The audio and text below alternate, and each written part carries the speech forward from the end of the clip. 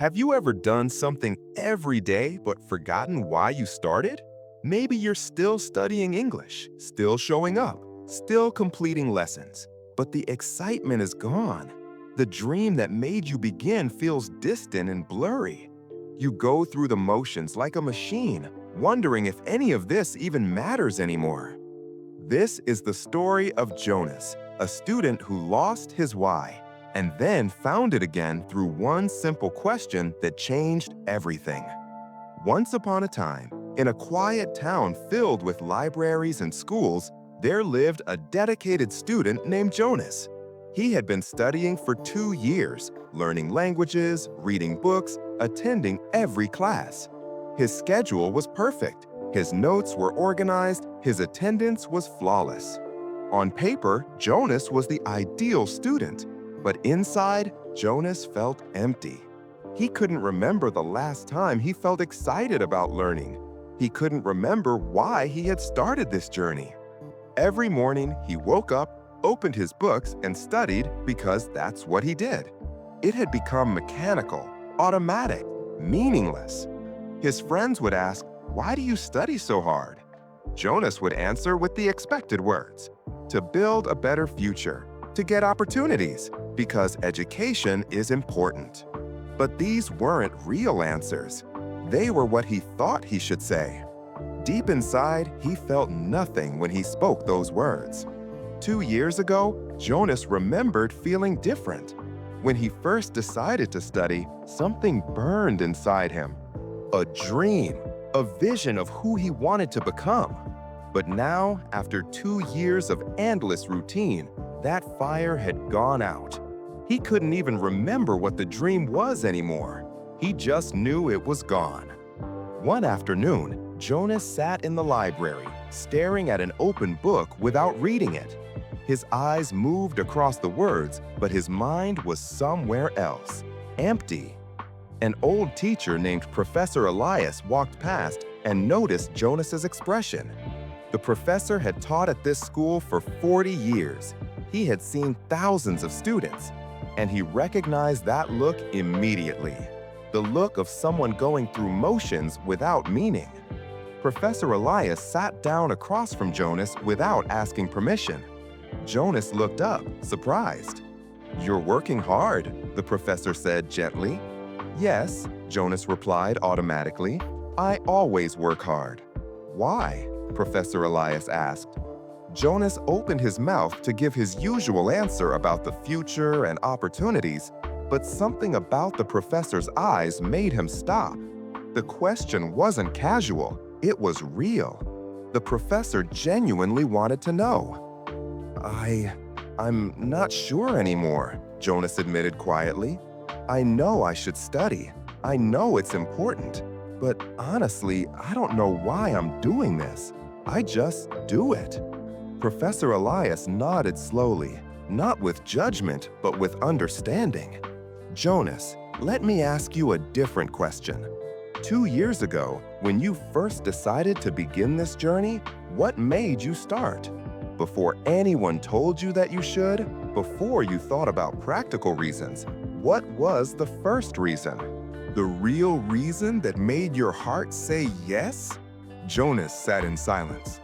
He tried to remember, but it felt like looking through fog.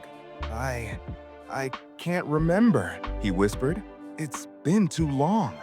That person feels like someone else." "That person is still you," Professor Elias said gently.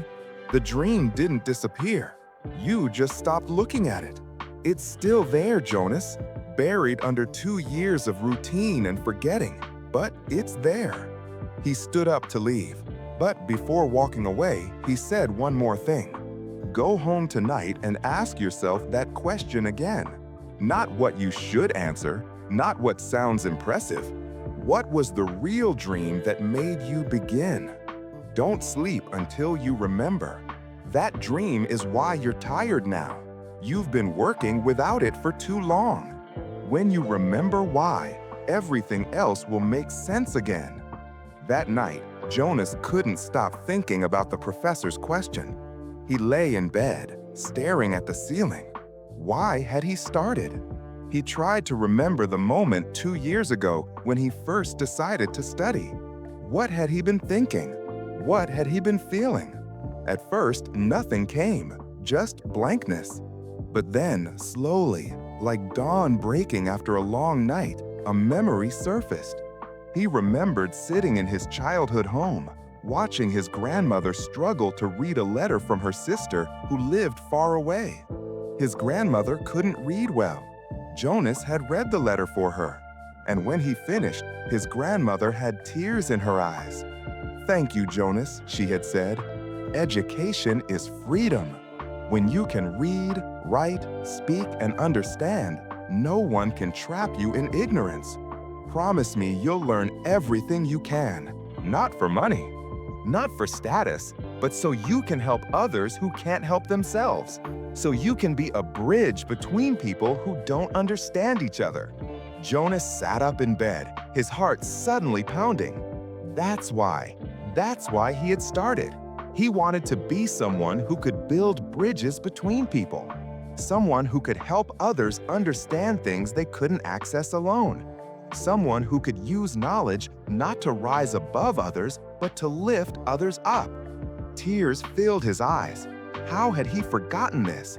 How had 2 years of routine buried the most important thing? His grandmother had passed away last year, but her words, her dream for him, that was still alive. He had been honoring it by showing up every day, but he had stopped feeling it. The next morning, Jonas returned to the library, but this time he felt different. When he opened his language book, he didn't see just words and grammar rules. He saw tools. Tools that would let him speak to people from different countries.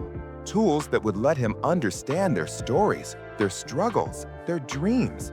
Tools that would let him be the bridge his grandmother had hoped he would become. Professor Elias walked past again and saw the change immediately. Jonas's eyes were no longer empty. They were lit with something that had been missing: purpose. "You remembered," the professor said with a smile. "Yes," Jonas said, his voice thick with emotion. "I forgot for so long. I was studying because I thought I should. But now I remember why I want to.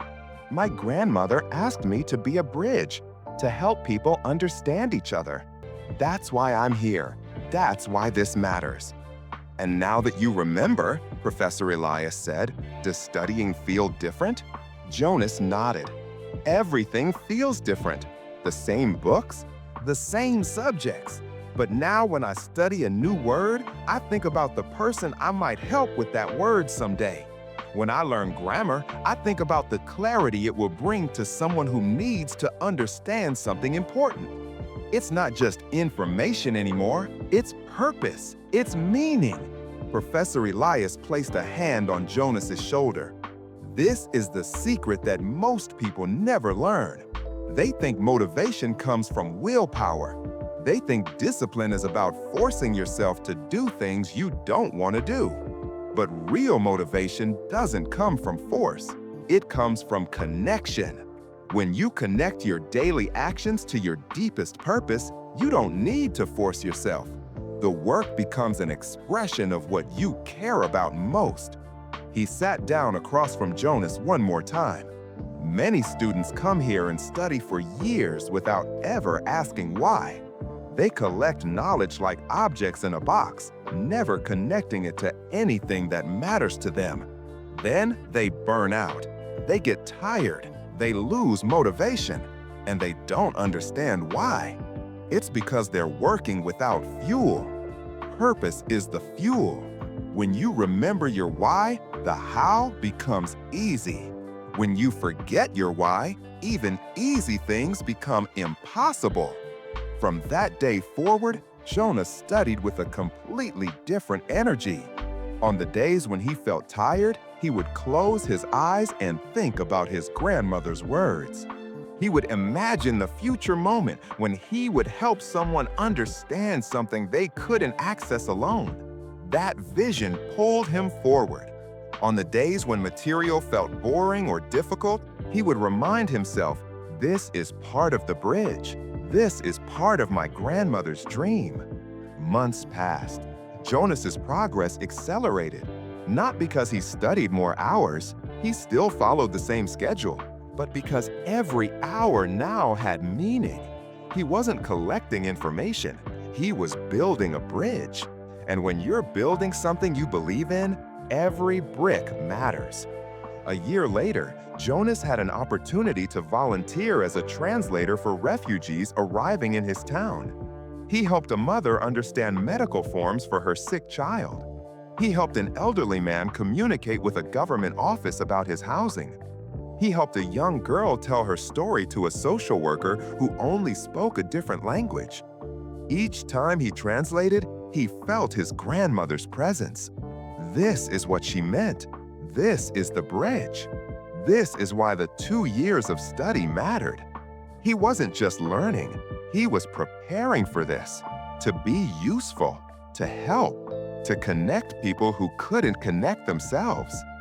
That night, Jonas returned to the library and found Professor Elias. "Thank you," Jonas said. "Thank you for asking me why. I was going through the motions for so long, but now every word I learn, every grammar rule I master, it all means something because I know who it's for."